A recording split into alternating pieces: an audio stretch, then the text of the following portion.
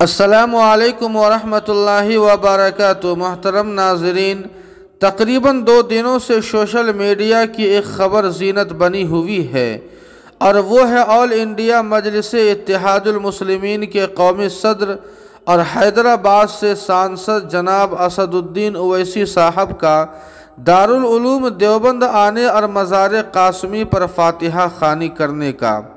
اس سلسلے میں ہر پہلو اور ہر گوشے سے تمام تر تفصیلات آپ کے سامنے آ چکی ہے، مزید بتانے کی اب ضرورت نہیں ہے۔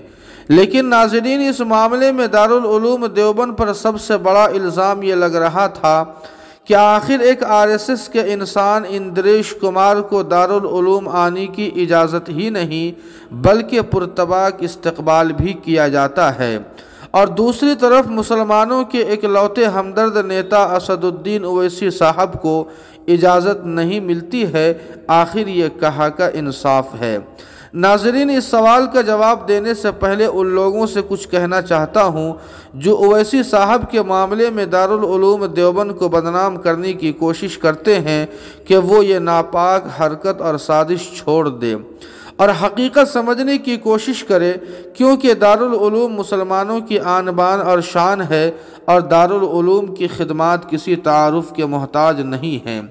الغرض ناظرین، آئیے اب جواب سمجھنے کی کوشش کرتے ہیں۔ نمبر 1، جناب اسد الدین اویسی صاحب سیاست میں متحرک ہیں، AIMIM کے سربراہ ہیں، جبکہ اندریش کمار سیاست میں متحرک نہیں ہیں اور نہ وہ کسی پارٹی کے ممبر ہیں۔ RSS میں ہے لیکن مسلم راشٹریہ منچ کے لیڈر ہیں۔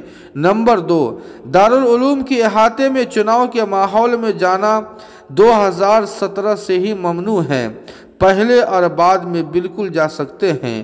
اندریش کمار جب دارالعلوم گئے تھے اس وقت چناؤ کا ماحول نہیں تھا، جبکہ اس وقت چناؤ کا ماحول۔ نمبر 3، ایک ایسے موقع پر جب دارالعلوم دیوبند کے خلاف زہر افشانی کی جا رہی ہو اور الزام عائد کیے جاتے ہوں، ایک ایسا شخص جس کا ایجنڈا دارالعلوم کے خلاف ہو، اپنے آپ کو دارالعلوم کا دشمن مانتا ہو، اگر وہ دارالعلوم آنے کی کوشش کرتا ہے تو اسے آنے دینا چاہیے۔